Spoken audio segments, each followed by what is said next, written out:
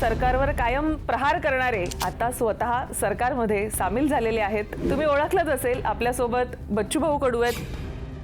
गेल्या वेळी तुम्ही मला म्हटलेलात की मी शिंदेंसोबत जाणार नाही, मात्र तुम्ही शिंदेंसोबत गेलात।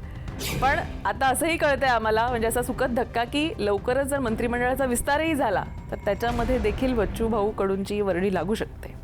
पण ते पण होणार नाही असं काही चित्र नाही आहे। असं तुम्ही माझ्याकडे नाही म्हणता ते होतंय बच्चूभाऊ। थोडंसं जरा ऍडजस्ट होताना त्रास होतोय का बच्चूभाऊ? तुमचा जो स्वभाव आहे, मान सन्मान, उठणं बसणं, खुर्ची सोडणं प्रहारमध्ये होतं तर हा मी बादशाह आहे। पक्ष वाढीसाठी म्हणून काही असा प्लान आखलाय का? पुढच्या विधानसभा आम्ही संयुक्त लढणार आहोत का सांगा।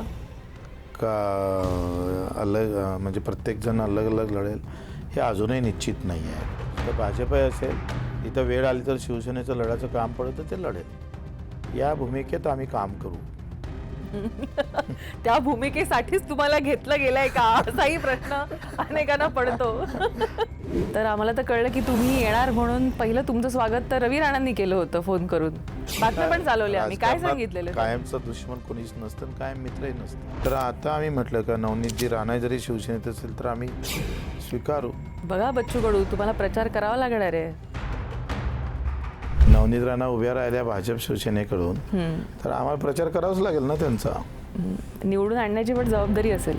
वा, ते आता दिली तर आपण घेऊ ना। सुपारी घ्यायची का निवडून आणायचं ते जसं आम्हाला भाजप किंवा जे त्यावेळेस हे येईल आम्ही निवडून याची सुपारी घेऊ। जसं आता आम्ही प्रवीण पोटेंना घेतली होती, आम्ही यशोमतीताईच्या त्यांना पण भेटणार आहोत। मला असं वाटतं की सध्या तुम्ही जी मोहीम हाती घेतली आहे की शिंदेना मुख्यमंत्री करायचंच, तुमचे अनेक स्टेटमेंट्स आले, ते बीजेपीने एवढं लावून का घेतलं याचंच मला नवल वाटते।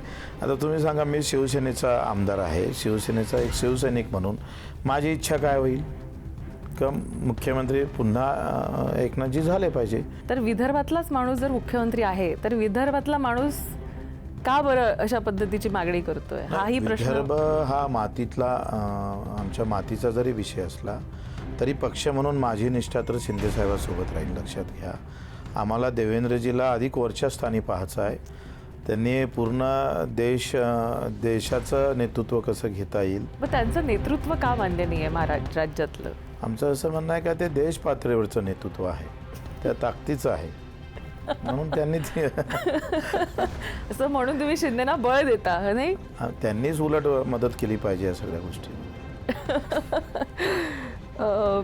पण ह्या अनुषंगाने जेव्हा असे प्रश्न येतात ना किंवा असे स्टेटमेंट्स येतात तर आम्हाला कायम असा प्रश्न पडतो का वेगळा संघर्ष आहे का तुमचा आणि देवेंद्रजींचा, असं काही आहे? नाही नाही नाही, माझा काही वेगळा संघर्ष नाही आहे। ते मला बरेचदा अडचणीत आणण्याचा बरेचदा त्यांनी प्रयत्न केला आहे आणि मला पाळण्यासाठी पण त्यांनी पूर्ण ताकद लावली, तो काही विषय नाही आहे। तुम्हीच पहिले असे नेते आहात की ज्यांनी असं म्हटलं की देवेंद्रजींनी पंतप्रधान व्हावं।